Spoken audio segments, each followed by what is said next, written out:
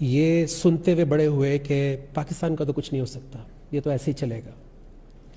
اور قومیں تو وہ ہوتی ہیں جیسے چائنیز، جاپنیز، جرمن، جو صدیوں سے قومیں ہیں. ہم تو قومیتیں ہیں، اکٹھے ہوئے ہوئے ہیں.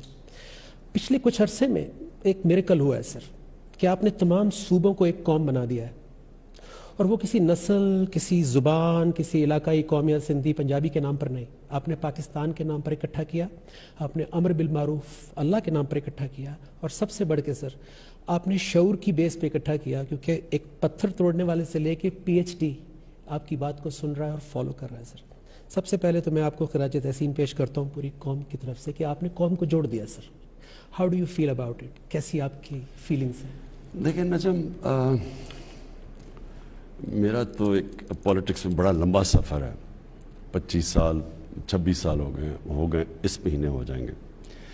لیکن جو قوم کو جوڑنے کی بات ہے نا، وہ دیکھیں، وہ اصل میں جب تک جس مقصد کے لیے پاکستان بنا تھا اس مقصد کے اوپر ہم واپس نہیں آئیں گے تو کبھی بھی ہم قوم نہیں بن سکتے.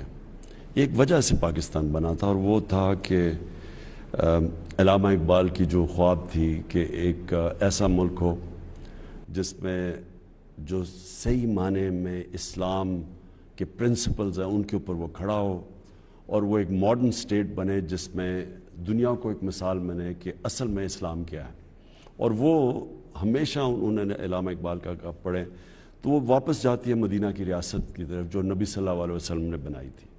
تو ان اصولوں کے اوپر جو کھڑی ریاست تھی جس نے پھر دنیا کی تاریخ بدل دی، دنیا کی تاریخ کا سب سے بڑا انقلاب تھا وہ. تو وہ علامہ اقبال کی وہ سوچ تھی کہ پاکستان ان پرنسپلز پہ کھڑا ہو کے اور اس نظریے پہ قوم بنے گا. وہ ہم بنے نہیں، ہم اس سے دور چلے گئے. ہم نے ہر قسم کی ازمز ایکسیپٹ کر لی، لیکن ہم نے کبھی اس پرنسپلز کے اوپر چلنے کی کوشش نہیں کی.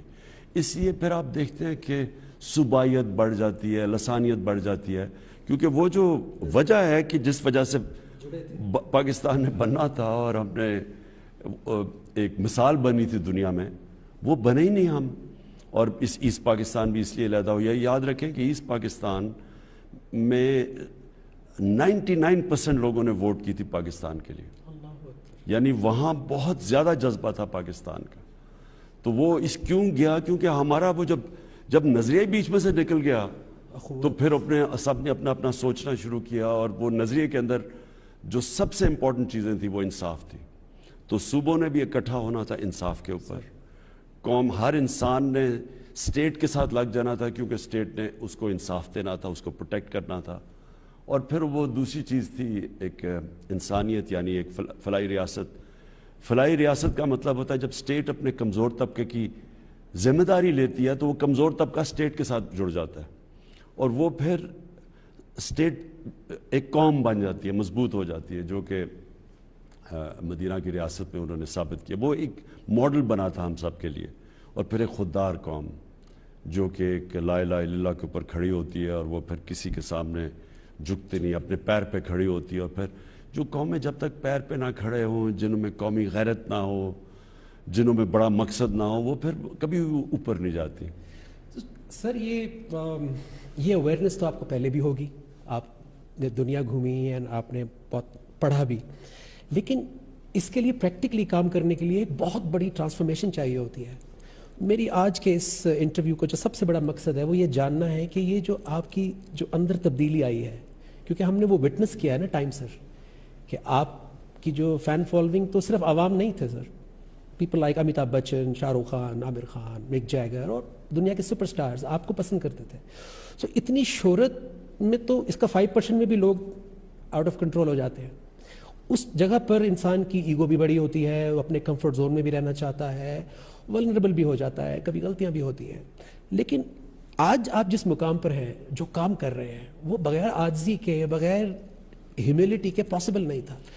اندر کیا ہوا تھا سر؟ یہ لڑائی کیسے لڑی آپ نے؟ کس نے ہیلپ کیا؟ اور یہ کتنی مشکل تھی سر؟ دیکھیں نا، جب میں ایک بڑا خوش قسمت انسان وہ تھا جس نے جو اپنے لیے سپورٹس میں ٹارگٹ سیٹ کیے وہ اچیو کیے، اور پھر اس کی وجہ سے پاپولیرٹی بھی اور دنیا میں نام بھی ملا. تو ایک تو یہ ہوتا ہے کہ کئی دفعہ لوگ ایک خواب کی طرف جا رہے ہوتے ہیں, پہنچتے نہیں ہیں وہاں تک, لیکن میں وہ تھا جو پہنچ چکا تھا وہاں. تو وہ میں نے, اور وہ جو ساری گلیمر کی زندگی تھی, وہ ایک تو آپ باہر سے دیکھتے ہیں نا, ایک دور سے دیکھتے ہیں, اور ایک آپ پیچھے سے دیکھتے ہیں, تو وہ بھی میں دیکھ چکا تھا. اور میری جو ٹرانسفارمیشن تھی وہ ذرا لیٹ شروع ہوئی. اس کی وجہ یہ ہے کہ میں نے ریئلائز کیا کہ ہمیں صحیح معنی میں کبھی اسلام کی تعلیم نہیں دی گئی. گھر میں ماں میری بہت ریلیجس والد بھی تھے, لیکن جو ہمیں ایجوکیشن ملنی چاہیے تھی, مثلا سب سے اچھے اسکول میں تھا HSN میں, لیکن ہمیں کوئی پریپریشن نہیں کی گئی کہ صحیح معنی میں کیا. مجھے تو یہ بھی نہیں پاکستان کیوں بنا تھا. پھر دوسرا کہ ہمیں جو سیرت تھی نبی کی, وہ ہمیں نہیں پڑھائی گئی. اسلامیات ہم نے پڑھی, لیکن مجھے ایک بڑی لیٹ زندگی میں نے نبی صلی اللہ علیہ وسلم کی زندگی پڑھی, اور میرے ٹرانسفارمیشن ادھر سے آنی شروع ہوئی. اور پھر ٹرانسفارمیشن اس لیے آئی کہ میں نے زندگی بھی ساری دیکھ لی تھی, اور گلیمر کی دنیا بھی دیکھی تھی, اور پھر میں نے مغربی دنیا اندر سے دیکھی تھی. بڑے کم لوگوں کو اس طرح انہوں نے ایکسیپٹ کیا, مثلا انگلش سوسائٹی نے جس طرح مجھے انہوں نے ایکسیپٹ کیا تھا, تو میں نے اس کو اندر سے بھی دیکھا تھا. پھر میں, کیونکہ آدھا سال کرکٹ کھیلتا تھا انگلینڈ میں اور آدھا سال پاکستان میں, تو ادھر بھی میں اپنی سوسائٹی کو دیکھتا تھا. دونوں کی طاقت اور کمزوریاں بھی پتہ چلنی شروع ہو گئی. لیکن جو سب سے امپورٹنٹ چیز ہوئی کہ میں نے آہستہ آہستہ اپنی زندگی سے تجربے سے ریئلائز کیا کہ اصل میں وہ جو ہم نماز میں مانگتے ہیں سیدھا راستہ, وہ ہے کیا. تو ہمیں بڑا ایک غلط آئیڈیا تھا سیدھے راستے کا. میں یعنی مجھے جب میری والدہ, جب ہم سونے سے پہلے بچے ہوتے تھے, تو وہ کہتی تھی کہ دعا مانگو اللہ سیدھے راستے پہ لگا. تو آہستہ آہستہ ہم سوچتے تھے وہ سیدھا راستہ تو بڑا بورنگ راستہ ہے, کیونکہ جو ہم فلمیں دیکھتے تھے اور جو ہمارے ہیروز تھے وہ جس راستے پہ تھے وہ سیدھا راستہ نہیں تھا. تو ان کا جو راستہ تھا وہ ایکسائٹنگ لگتا تھا, وہ اٹریکٹیو تھا, لیکن جو سیدھا راستہ تھا وہ بڑا بورنگ لگتا تھا. تو وہ میں نے آہستہ آہستہ نبی صلی اللہ علیہ وسلم کی جب سیرت پڑھی اور پھر قرآن کو سمجھنا شروع کیا, اور اپنے تجربے سے ریئلائز کیا کہ اصل میں سیدھا راستہ ہماری بہتری کے لیے, اور جس راستے کو ہم گلیمرس اور اٹریکٹیو سمجھتے ہیں وہ اصل میں ہماری بربادی کا راستہ ہے. یعنی وہ ہمیں خوشی نہیں دیتا. وہ اور پلیجر سیکنگ یعنی عارضی خوشی اور ہیپینس اور جو خوشی ہے اس میں ایکچولی فرق ہے. پلیجر سیکنگ کچھ اور ہے, وہ عارضی خوشی ہوتی ہے, اور وہ ایکچولی آدمی کو ایک غلط طرف لے جاتی ہے, ایڈکشن کی طرف لے جاتی ہے, تباہی کی طرف لے جاتی ہے. اور جو اصل خوشی ہے وہ اصل میں سیدھے راستے میں ہے. اور سیدھا راستہ آسان راستہ نہیں ہے, مشکل راستہ ہے, اونچ نیچ ہے, اس میں اندر لڑائی ہوئی ہوگی نا سر. تو اگر آپ نبی صلی اللہ علیہ وسلم کی زندگی پڑھ لیں تو وہ تو کوئی آسان زندگی تو نہیں تھی, وہ تو سارا وقت سٹرگل تھی, لیکن وہ پھر ایک انسان کی عظمت کا راستہ ہے. تو وہ ایکچولی یہ مجھے بڑا لیٹ سمجھ آئی زندگی میں کہ وہ اصل میں سیدھا راستہ ہماری بہتری کے لیے. ہم سمجھتے ہیں ہم اللہ کو خوش کر, یعنی اللہ کو کوئی فائدہ پہنچا رہے ہیں, اللہ کو تو کوئی فائدہ نہیں پہنچا سکتا. آپ نے ابھی ایک ورڈ کہا کہ سیدھا راستہ مانگتے ہیں سر, تو یہ بہت بڑی بات ہے سر, کیونکہ اکثریت تو پڑھتی ہے سر. نہیں, جب آپ صراط مستقیم پڑھنا اور مانگنے میں زمین آسمان کا فرق ہے سر. اصل میں جی یہ تو اللہ کی دعائی, آپ 5 وقت میں نماز میں یہ کہتے ہیں کہ اللہ اس راستے پہ لگا جن کو تو نے ہمیں نیمتے, یعنی وہ راستہ اصل میں نبی صلی اللہ علیہ وسلم کا راستہ ہے, کیونکہ وہ اللہ کے محبوب تھے. سب سے زیادہ تو عروج ان کا کبھی ایسا انسان نہ آیا نہ آ سکتا ہے.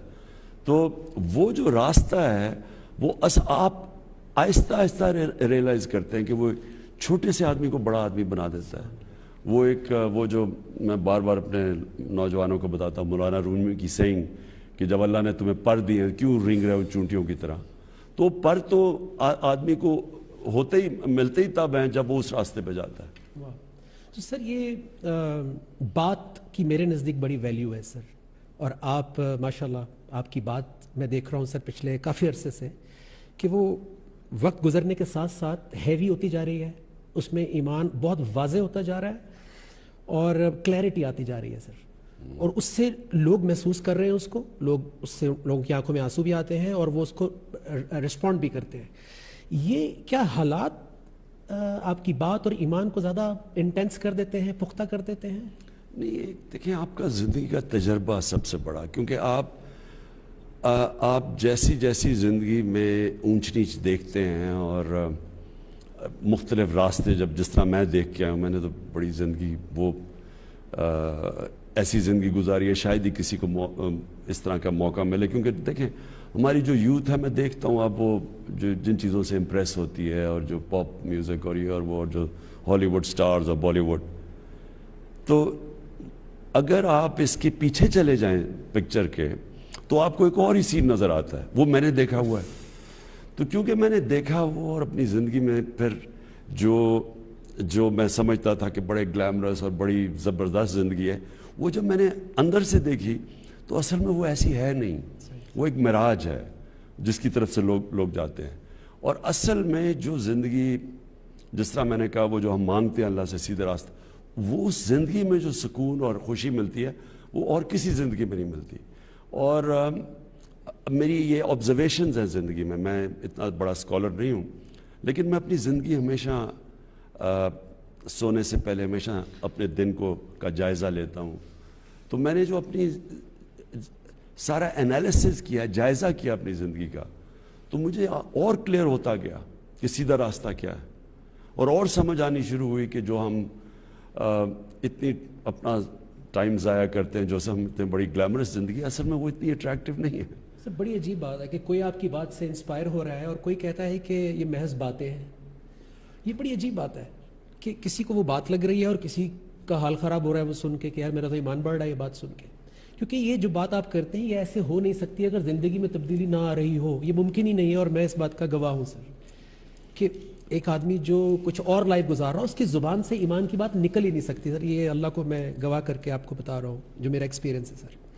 تو بات کی جہاں تک سر ویلیو ہے تو اس کائنات کا آغاز بات سے ہوا، کن فیکن، اللہ نے بات ہی تو کی، پھر اللہ کے نبی صلی اللہ علیہ وسلم نے بات کی، دل بدلے، لوگوں کو جوڑا، اور آپ بھی قوم سے بات کر رہے ہیں۔ تو جب آپ نے بات کی سو لوگوں نے لبیک کہا اور خوش آمدید کہا، اللہ کی بات آپ نے کی اور آپ نے ان کو سنہری اصولوں کی طرف بلایا، اسلام کے ویلیو سسٹم کی طرف۔ سو بہت سارے لوگوں کو تھوڑا عجیب لگا کہ یہ سیاست میں دین کیسے آ گیا، جبکہ اللہ کے رسول صلی اللہ علیہ وسلم نے فرمایا تھا کہ پہنچا دو میری رسالت، چاہے ایک آیت بھی تمہیں پتہ ہے۔ اس کا مطلب ہے سبزی والا، اسپورٹس مین، بچہ اور ایون وزیر اعظم، ان کی بھی ڈیوٹی بن جاتی ہے ٹو پروپوگیٹ دا میسج۔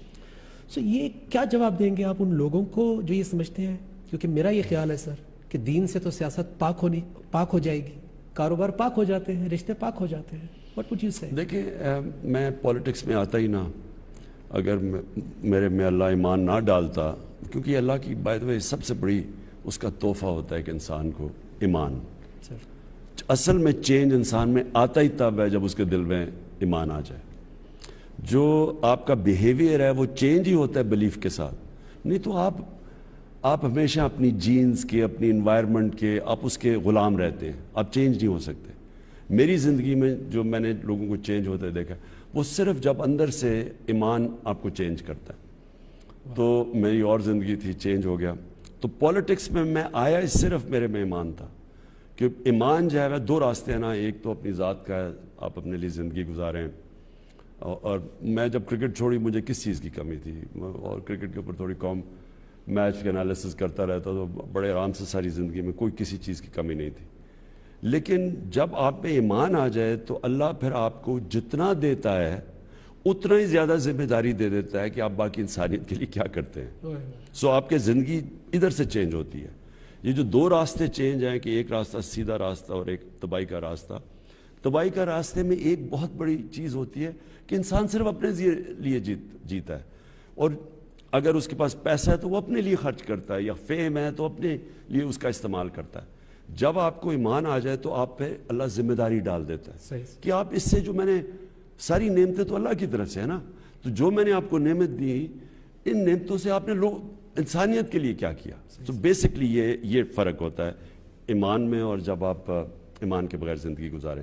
تو جب میرے میں ایمان آیا تو تب میں نے سوچا، پہلے میں نے ہاسپٹل کے اوپر پورا زور لگایا، بنایا، اور اسی دور میں نے ریئلائز کیا کہ اصل میں تو پاکستان میں فلاحی ریاست کی ضرورت ہے، جس کی وجہ سے ملک بنا تھا اسلامی فلاحی ریاست، جو ہمارا نظریہ پاکستان ہے۔ تو پھر میں نے سوچا کہ میں پولیٹکس میں آ کے اس نظریے کے پیچھے چلوں۔ تو میں پالیٹکس میں آیا اس لیے تھا، آپ مقصد کے ساتھ آئے تھے سر؟ اور پہلے دن سے ایاک نعبد و ایاک نستعین ہمارا آپ نے کیا نہیں سر، نصب العین نہ تھا، کاروبار نہ انڈسٹریز نہ، اور اس کو ہم نے اپنا نصب العین بنایا، اور پھر ہم نے اسلامی فلاحی ریاست اپنا آبجیکٹو بنایا۔ تو جب میں پرائم منسٹر بنا تو میں نے یہ بھی سوچا کہ میں نے لوگوں کی، ایک پرائم منسٹر باپ کی طرح ہوتا ہے، تو میں کوشش کروں کہ اپنے نوجوانوں کو وہ راستہ، اس راستے پہ لگاؤں جس پہ ان کی بہتری ہے۔ تو اب اس میں کئی دفعہ بولتا ہوں، کئیوں کو اثر ہوتا ہے، کئیوں کو نہیں ہوتا، وہ تو زبردستی تو ہے ہی نہیں دین میں، لیکن انسان کو کوشش ضرور کرنی چاہیے، اور جو پرائم منسٹر ہوتا ہے وہ ایک ملک کا باپ کی طرح ہوتا ہے، بے شک سر، اور ہمارے اسلام میں ماں باپ کا بہت بڑا رتبہ ہے سر۔ اس کی وجہ ہے وہ کیوں ماں باپ کی عزت ہے، اس لیے نہیں کہ ماں باپ کوئی فرشتے ہیں، اس لیے کہ ماں باپ اپنے بچوں کی بھلائی چاہتے ہیں، تو وہ اگر زندگی میں انہوں نے غلطیاں بھی کی ہیں، گناہ بھی کیے ہوں، بچے نہ لیکن وہ چاہتے ہیں کہ بچے نہ اس راستے پہ چلیں، بے شک سر۔ تو اس لیے بچوں کو کہا گیا کہ ماں باپ کی عزت کرو، کیونکہ ماں باپ بے لوث ہوتے ہیں، وہ چاہتے ہیں کہ میں نے اگر یہ غلطیاں کی بھی ہیں تو میرے بچے نہ کریں، تو ان کی بھلائی چاہتے ہیں۔ بے شک سر۔ سر اس مقصد کے ساتھ ساتھ آپ کا وزیر اعظم بننے کا ایک اور مقصد بھی مجھے نظر آتا ہے سر، اور میں آپ کو، اتفاق کی بات ہے سر، آپ کو شاید یاد نہیں ہوگا، 2004 میں 9/11 کے بعد جو پہلا پاکستان ڈے پریڈ ہوئی تھی، آپ اس کا آخری خطاب دے رہے تھے اور میں آخری پرفارمر تھا، میں نے اپنی حمد وہاں پہ پڑھی تھی، آپ نے وہاں پر بھی سر اسلاموفوبیا کو ایڈریس کیا۔ پھر ہر پلیٹ فارم پہ جی پی یو لنڈن میں ہوتی تھی، گلوبل یونٹی پیس ایونٹ، ڈاکٹر ذاکر نائک اور بڑے بڑے اور بھی لوگ آتے تھے سر، آپ اس پہ بات کرتے تھے، وہ بھی میں نے آپ کی بات سٹیج کے پاس کھڑے ہو کے سنی۔ تو میں سر بہت فریکوینٹلی باہر سفر کرتا تھا اور دل اندر سے روتا تھا کہ جتنی بڑی کیمپین تھی اسلاموفوبیا، اتنی بڑی ہمارے پاس آواز نہیں تھی۔ اور پھر 2015 میں انگلینڈ میں تھا سر، تو وہ پیرس اٹیکس ہو گئے، پھر کوئی مسلمانوں کی آواز نہیں آئی۔ وہ پوپ فرانسس بولے ہمارے حق میں کہ انہیں ہمدردی ہے مسلمانوں سے، اور فریڈم آف سپیچ کی ایک لمٹ ہونی چاہیے، تو کوئی آواز نہیں آئی مسلمانوں کی۔ پھر سر وہ وقت آیا، اللہ نے سنی کہ وہ آواز پاکستان سے اٹھی، اور سب سے بڑے دنیا کے پلیٹ فارم یونائٹڈ نیشنز سے وہ آواز آپ نے پوری دنیا کو بتایا کہ اسلام کی اسپرٹ کیا ہے، فریڈم آف سپیچ کیا ہے، اور اللہ کے رسول صلی اللہ علیہ وسلم سے ہماری کیا ایسوسیشن ہے۔ تو اس پہ میں اور پوری قوم آپ کی شکر گزار ہے، اینڈ آئی ایم شیور کہ 1.5 بلین مسلمس وہ بھی آپ کا شکریہ ادا کرتے ہیں۔ تو سوال سر یہ ہے کہ وزیر اعظم بننے کے جو مقاصد تھے، مجھے ایسا لگتا ہے کہ یہ بھی ایک مقصد تھا آپ کا شروع سے، کیونکہ آپ اس کو ایڈریس کر رہے تھے سر۔ دیکھیں میں نے کیونکہ میری باہر جانا، میرے بچے جب میری طلاق ہوگی تو بچے انگلینڈ میں تھے، تو مجھے جانا پڑتا تھا انگلینڈ۔ اس سے پہلے میں کاؤنٹی کرکٹ کھیلتا تھا انگلینڈ میں، پتہ نہیں 18 سال، اور پھر تو شادی اور بچوں کی وجہ سے مجھے انگلینڈ زیادہ جانا پڑتا تھا۔ تو میں یہ ایک اسلاموفوبیا کو اپنے سامنے بڑھتے دیکھا ہے۔ یہ شروع ہوا تھا سلمان رشدی نے جب کتاب لکھی تھی، تو اس کے بعد جو ایک ریاکشن آیا مسلمانوں کا، اور پھر مغرب کا ریاکشن اس کے خلاف آیا مغربی دنیا میں، اور میں نے دیکھا کوئی مسلمان سکولر بڑھ کے اس کو، نہ کوئی مسلمان ملک کے ہیڈز آف اسٹیٹ کوئی اس کو کاؤنٹر ہی نہیں کرتا تھا، کوئی بھی نہیں سر۔ ان کو سمجھ نہیں آتی تھی، کیونکہ ان کے ملک میں زیادہ تر لوگوں کو سمجھ ہی نہیں ہے کہ مسلمانوں کے لیے نبی صلی اللہ علیہ وسلم کیسے ہمارے دلوں میں رہتے ہیں، ہم عزت کرتے ہیں، ہم ان کے لیے مرنے کے لیے تیار، ان کو یہ سمجھ ہی نہیں ہے، کیونکہ وہ مثلا اگر عیسائی بھی ہیں، بھی کرسچنز بھی ہیں، لیکن وہ حضرت عیسیٰ کو اس طرح نہیں کرتے جس طرح ہم، ان کے اوپر مزاحیہ فلمز بھی میں نے دیکھی ہیں بنائی ہیں، یعنی ان کا اور طریقہ۔ مجھے یہ پتا تھا، تو میں ہر فورم پہ یہ بولتا تو رہتا تھا کہ کوئی اس کے اوپر بولو، لیکن کوئی بولتا ہی نہیں تھا، تو فاصلے بڑھتے رہے۔ مسلمانوں کو وہ کہتے تھے آزادی کے رائے کے اگینسٹ ہیں، فریڈم آف ایکسپریشن کے اگینسٹ ہیں، مسلمان سمجھتے تھے جان کے ہمیں پرووک کرتے ہیں اس طرح کی چیزوں سے۔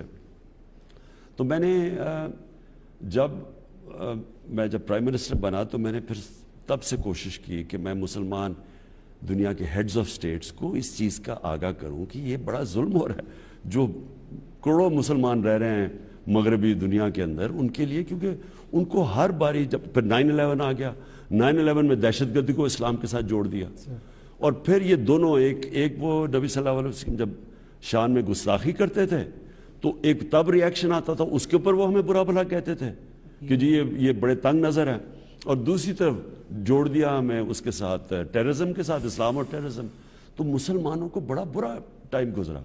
تو میں نے اس لیے شروع کیا، پہلے میں نے OIC میں بات کی کہ آپ سب کو ہیڈز آف اسٹیٹس کو ہمیں یہ اٹھانا چاہیے. پھر میں نے UN کے اندر بھی کی اور پھر مسلسل کرتا رہا. تو یہ بہت بڑی ایک اللہ کا شکر ہے، پاکستان کو اعزاز ہے کہ ہم وہ ملک ہیں جس نے 15 مارچ کو دنیا میں اینٹی اسلاموفوبیا دن اب ہے. اس کا مطلب کہ اب دنیا ایڈریس کرے گی کہ جو مسلمانوں کے کنسرنز ہیں. بے شک سر. سر ایک اور اسلاموفوبیا کی طرف میں آپ کی توجہ دلانا چاہتا ہوں جو کہ پاکستان کے اندر ہے، یعنی نوجوان نسل جس میں بھی تھا سر، کہ لگتا تھا کہ اسلام پابندیاں ہیں، جیسے آپ نے کہا سوشل لائف چلی جائے گی اور یہ ہو جائے گا وہ ہو جائے گا. سو اس کے لیے آپ کا کیا پلان ہے؟ اور NRA جو ہے رحمت للعالمین اتھارٹی، وہ اس کو جی یہ دیکھیں نجم، میں نے جب کیونکہ میں خود اس پروسیس سے گزرا ہوں نا، ہم HSN میں تھے، ہمارے سارے ہیروز مغربی، ہمارے سارے فلم ایکٹرز ہالی ووڈ کے، ہمارے سپورٹ سٹار وہ سارے باہر کے تھے، اور ان کی زندگی بالکل جو ہم آئیڈلائز کرتے تھے وہ بالکل زندگی مختلف تھی. جو ہمیں بتایا جا رہا تھا سیدھا راستہ ہے تو بالکل مختلف تھی. تو آپ جب ہمیں کوئی کہتا تھا کہ سیرت نبی ایکسپلین کیے بغیر کہ وہ کیا، دیکھیں اصل میں ہم ایک چیز ایکسپلین نہیں کر سکے. میں اپنی زندگی سے کیونکہ مجھے کسی نے HSN کالج میں یہ چیز نہیں ایکسپلین کیا کہ نبی صلی اللہ علیہ وسلم دنیا کی تاریخ کے سب سے گریٹسٹ انسان ہیں. یعنی آپ اگر مسلمان ہو یا نہ ہو، کسی کی اچیومنٹ نہیں ہے جو ایک انسان نے اچیو کیا، اور وہ ہسٹری کا حصہ ہے.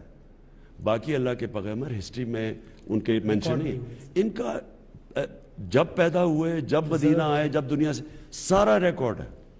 اور یہ فنومینا کبھی مجھے کسی نے ایکسپلین نہیں کیا. یہ میں نے آج سے آہستہ بعد میں کتابیں پڑھ کے مجھے سمجھ آئی اس کی.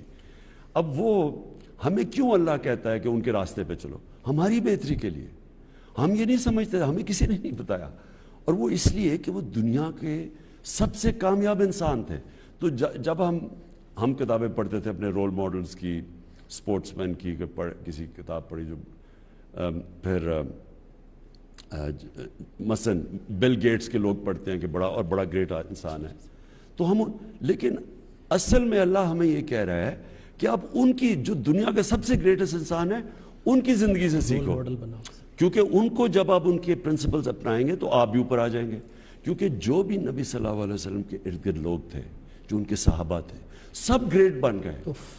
دنیا کی تاریخ میں اتنے تھوڑے ٹائم میں اتنے زیادہ گریٹ انسان کبھی آئے نہیں ہیں. اور یہ تاریخ کا حصہ ہے. ایک کتاب ہے، ایک انگریزی کی کتاب ہے، دی عرب کانکویسٹ. وہ سارا لکھا ہوا ہے کہ نبی صلی اللہ علیہ وسلم جانے کے بعد کتنے، یعنی ایک پرولیفریشن تھا، ایک کے بعد دوسرا عظیم آدمی تھا. کوئی کدھر جا رہا ہے، کوئی کدھر، اور ایک ان میں عجیب سی ایک انہوں نے ڈال دیا. یعنی وہی جو مولانا رومی کی سینگ ہے کہ انہوں نے انسان کو پر دے دیے، وہ سارے بڑے انسان بن گئے. تو اس لیے اللہ ہمیں کہتے ہیں قرآن میں کہ ان کی زندگی سے سیکھو. ہمیں اس چیز کا نہیں پتا تھا. اور مدینہ کی ریاست اس لیے وہ ان کی سنت تھی، اور مدینہ کی ریاست بیس بنا جدھر سے مسلمان سویلائزیشن اٹھا اور کئی 100 سال تک دنیا کی امامت کی. وہ پرنسپلز آج بھی ویلڈ ہے. مجھے یاد ہے لوگ ہمیں کہتے تھے وہ جی 14 سال پہلے کی بات نہ کرو، لیکن وہ سارے پرنسپلز جو بھی آج ترقی یافتہ ملک ہے وہ کہیں نہ کہیں ان کے پرنسپلز یوز کر رہا ہے. مثلا سوئٹزرلینڈ کچھ بھی نہیں ہے، امیر ترین ملک ہے. رول آف لا بھی وہاں ہے، فلائی ریاست بھی وہاں ہے، خودداری بھی ان کے اندر ہے. ادھر چلے اسکینڈینیویا، زبردست فلائی ریاست. چائنا اٹھا کیسے؟ انہوں نے وہی لوگوں کو غربت سے اوپر اٹھایا، اور رول آف لا یعنی ان کا بڑا تکڑا احتساب انہوں نے، یعنی جو پرنسپلز مدینہ کی ریاست میں سیٹ کیے تھے وہ ہر ماڈل سٹیٹ استعمال کرتی ہے. تو سر آپ اور وہ مسلمان دنیا میں نہیں ہے.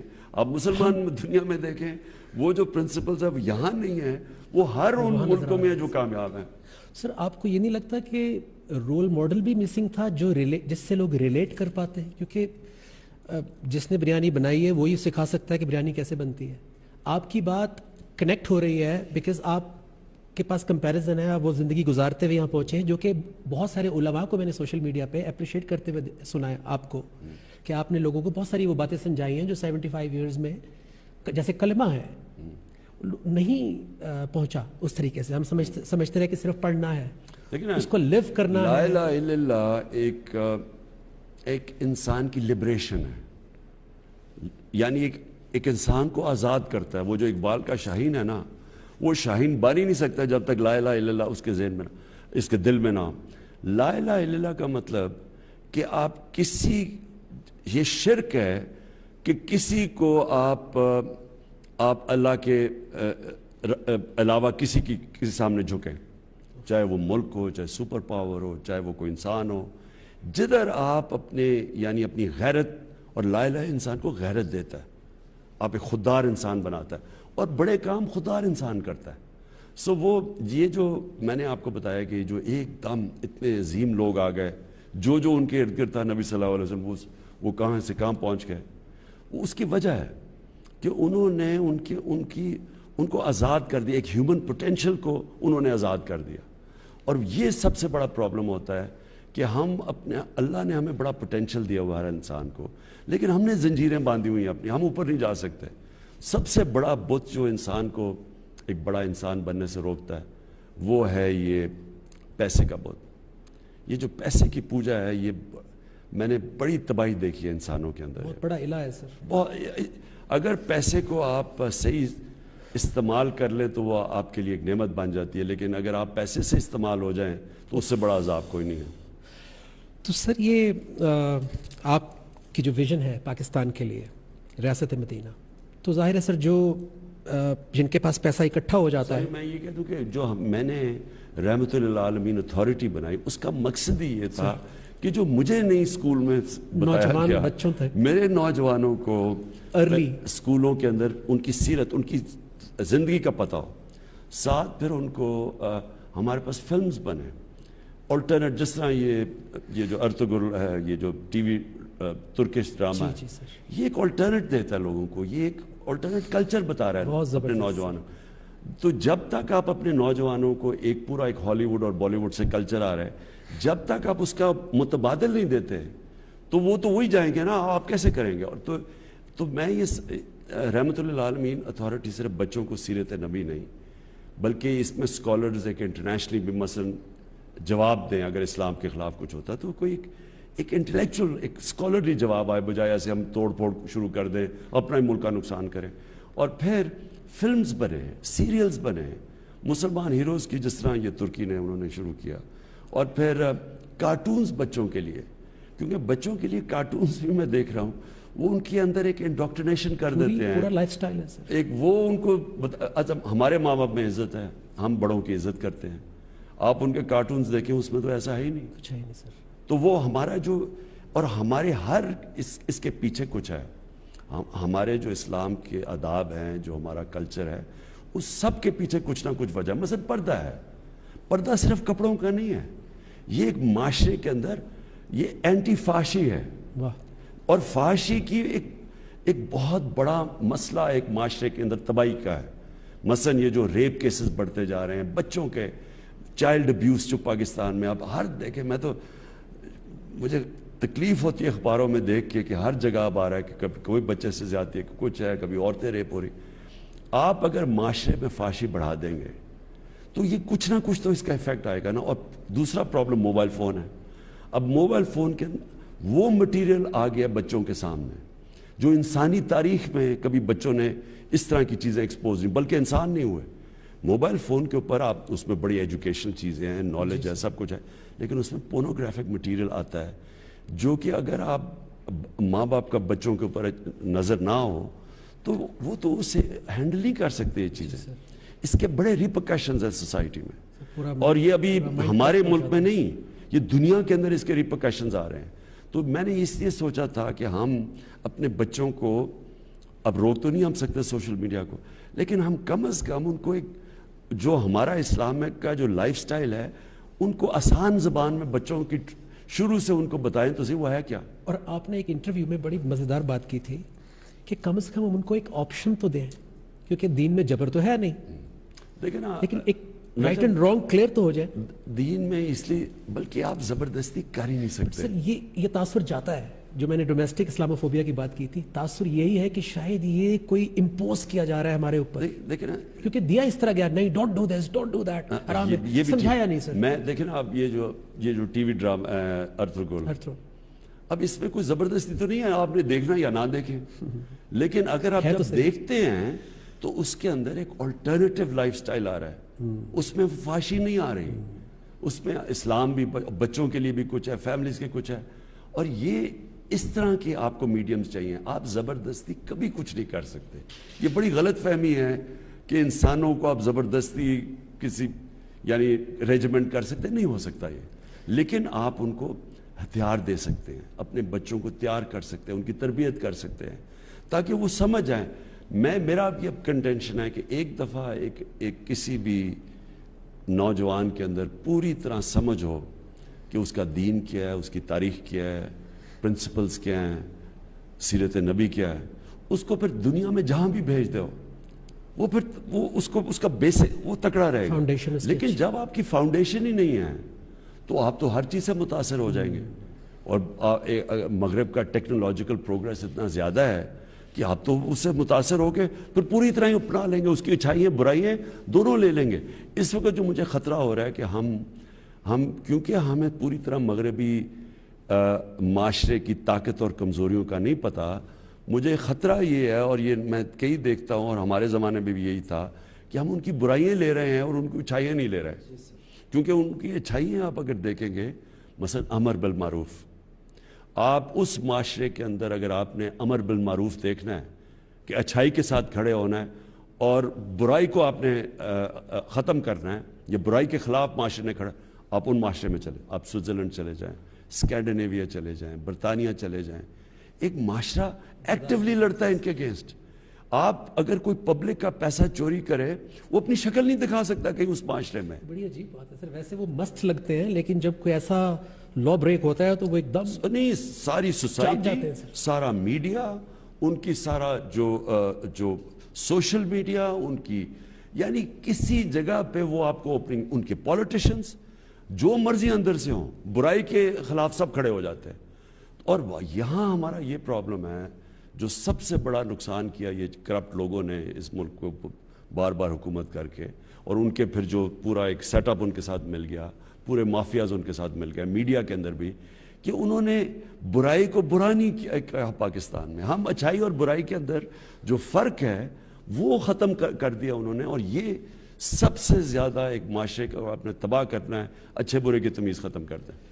سر اللہ کے رسول صلی اللہ علیہ وسلم کو 23 سال لگے, بینگ رحمت للعالمین, خاتم النبیین, اصحاب کرام ساتھ, پھر بھی 23 سال لگے سر فتح مکہ اور پھر وہ سوسائٹی بنتے. ہمیں تو سر 100 سال بھی لگ سکتے ہیں, وہ تو اللہ کے رسول تھے. لیکن آپ نے ایک آغاز کر دیا ہے, آپ نے ایک تصور دے دیا ہے. سو اللہ آپ کو انشاءاللہ ایک موقع جب اور دے گا تو پھر آپ کیا کریں گے سر, جو اس دفعہ اور ابھی تک آپ کو لگتا ہے کہ آپ نہیں کر پائے سر, اور انصاف کی بھی سر اس میں کیا ویلیو ہے؟ لیکن نجم پرابلم پتہ ہے کیا ہے, کوئی زندگی میں شارٹ کٹ نہیں ہوتا. آج تک کوئی بھی مجھے بتا دیں کسی نے کوئی بڑا کام کیا اور شارٹ کٹ لے کے کر دیا ہو؟ نہیں سر. کوئی لیڈر ہو جو شارٹ کٹ سے بنا, جتنے بھی بڑے اللہ کے لیڈر بنائے, میں تو بالکل بھی نہیں ہے سر. نہیں, اور جو امتحان کے بعد اور بڑا آ جاتا ہے. نہیں, لیکن نجم آپ دیکھ لیں کہ نبی صلی اللہ علیہ وسلم دنیا کے گریٹسٹ لیڈر تھے. اللہ نے ان کو 13 مشکل سال گزارے مدینہ کے, اور مدینہ کی ریاست بھی 3-4 بڑے مشکل سال تھے. تو مشکلیں جو آتی ہیں نا آپ کے اوپر, یہ انسان کے اندر سے وہ جو اللہ نے طاقت دیا, پوٹینشل, وہ نکالتی ہے. جب آپ ریزسٹنس کے سامنے کھڑے ہوتے ہیں تو تب ہی انسان کی اندر صلاحیتیں نکلتی ہیں. اگر آپ آسان راستہ لے لیں, وہ جو 2 راستے ہیں, ایک عظمت کا راستہ ہے, ایک تباہی کا, وہ آسان راستہ ہوتا ہے, انسان شارٹ کٹ لے لیتا ہے. تو یہ کہنا کہ ہم پاکستان میں کوئی ایک دم اس طرح کریں گے اور مدینہ کی ریاست بن جائے گی, ایسے نہیں ہوگا. یہ معاشرہ مل کے جد و جہد کرتا ہے. ایک اسٹیٹ, اس کی ذمہ داریاں ہوتی ہیں, وہ رول آف لا قائم کرتا ہے, انصاف کے لیے پورے وہ کوشش کرتا ہے, وہ پھر ایک ویلفیئر اسٹیٹ بناتا ہے کہ ہر جو پیچھے رہ گئے زندگی ریس میں ان کی مدد کرے, جو فلاحی ریاست ہے. لیکن جو عوام ہیں ان پہ لازم کر دیتا ہے اللہ کہ وہ امر بالمعروف پہ کھڑے ہوں, یعنی وہ پھر ان کی ذمہ داری یہ ہے کہ بدی کو وہ ختم کریں, اچھائی کے ساتھ کھڑے ہوں, فیصلہ کریں اچھائی برائی کیا. ہر انسان جانتا ہے اچھائی برائی کیا ہے. سر یہ سب صرف عمران خان نے کرنا ہے یا پوری قوم کو اس میں اپنا حصہ ڈالنا ہے, بجائے کہ صرف جج کرنے کے یا کامنٹ کرنے کے کہ شاید آپ نے ہی کرنا ہے, آپ نہیں کرنا ہے, پوری سوسائٹی کو اس میں اپنا رول پلے نہیں کرنا سر؟ یہ ہو ہی نہیں سکتا, یہ تو ایک سارا معاشرہ ایک اس طرف چلتا ہے. لیکن شروع میں تھوڑے سے لوگ ہوتے ہیں سر. آپ سارے اللہ کے پیغمبروں کی زندگی دیکھ لیں, بڑے بڑے لیڈرز کی زندگی دیکھ لیں, نیلسن منڈیلا کتنے لوگ تھے اس کے ساتھ شروع میں, پھر ایک سارا ہجوم آ جاتا ہے. اسی طرح ہمارے قائد اعظم محمد علی جناح ہمارے گریٹسٹ لیڈر, کتنی دیر وہ جیسے پولیٹیکل ولڈرنس کی بات کرتے ہیں کہ کوئی بھی نہیں تھا ان کے ساتھ, تھوڑے سے لوگ تھے, اور پھر ایک دم وہ. تو یہ اللہ کا ایک یہ نظام اس نے بنایا ہوا ہے کہ آخر میں جو سچ پہ کھڑا ہوتا ہے, حق پہ کھڑا ہوتا ہے, وہ پھر پریویل کرتا ہے, قوم اس کے ساتھ چلتی ہے. سر آپ لوگوں کو کیا بتانا چاہیں گے کہ آپ پاکستان کو نیکسٹ 10-20 ایئرس میں یا اور زیادہ ٹائم چاہیے, کہاں دیکھتے ہیں سر؟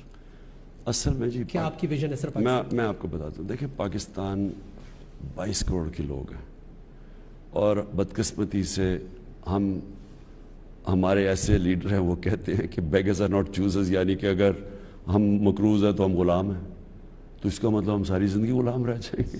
یا وہ کہیں کہ جی امریکہ نے لائف سپورٹ مشین پر ڈالا ہوا. جب آپ کی لیڈرشپ پہ ایسے لوگ آ جاتے ہیں وہ ساری قوم کا پوٹینشیل ختم کر دیتے ہیں.